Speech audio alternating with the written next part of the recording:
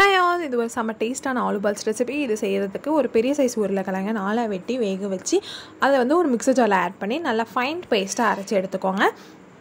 இப்போ இது கூடயே ஊற வச்சு அரைச்ச பச்சரிசி மாவு இதை வந்து ஒரு 3 கைப்பிடி அளவுக்கு ஆட் பண்ணிவிட்டு கொஞ்சமாக பெப்பர், அப்புறமா நம்ம அரைச்சி வச்சுருந்த பொட்டேட்டோ பேஸ்ட்டையும் இது கூட ஆட் பண்ணிக்கிறோம்.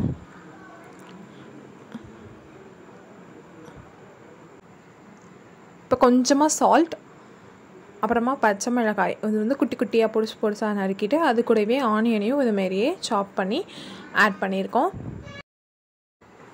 இதை இப்போ ஒரு பிஞ்சில் பாருங்கள் செம்ம சூப்பராக மிக்ஸ் பண்ணி எடுத்தாச்சு. இப்போ வந்து ஒரு பேனை அடுப்பில் வச்சு அதில் வந்து ஆயில் போட்டு ஆயில் ஹீட் ஆனோடனே இதை ஃப்ரை பண்ணி எடுக்க போகிறோம். அவ்வளோதான். Very simple and very tasty. இதேமாரி தண்ணியில் வந்து கையை வந்து நனைச்சிட்டு இது பண்ணோன்னா ஒட்டாமல் எடுக்க வரும். அதுக்காக தான் அந்தமாரி பண்ணி காமிச்சிருக்கேன் பார்த்தீங்களா. இப்போ வந்து இது ஆயிலில் போட்டு ஃப்ரை பண்ணிட வேண்டியதான்.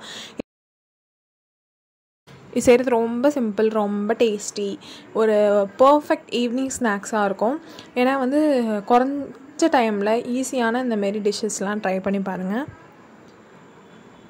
அதுதான் பாருங்கள், நல்லா ஃப்ரை ஆகிடுச்சு. இன்னொரு சைடும் ஃப்ரை பண்ணிட்டு இதை எடுத்துட வேண்டியதான். இதை வந்து ஒரு நல்ல ஸ்பைசியான சட்னி கூட சர்வ் பண்ணுங்கள், செம்ம டேஸ்ட்டாக இருக்கும். இப்போ ஒரு டிப், ஒரு பாலை வந்து எடுத்து இந்த சட்னியில் ஒரு டிப் பண்ணிட்டு ஒரு வாய்.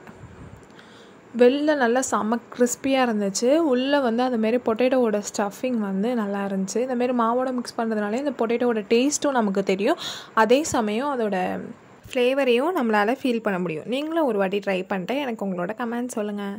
தேங்க்ஸ் ஃபார் வாட்சிங்.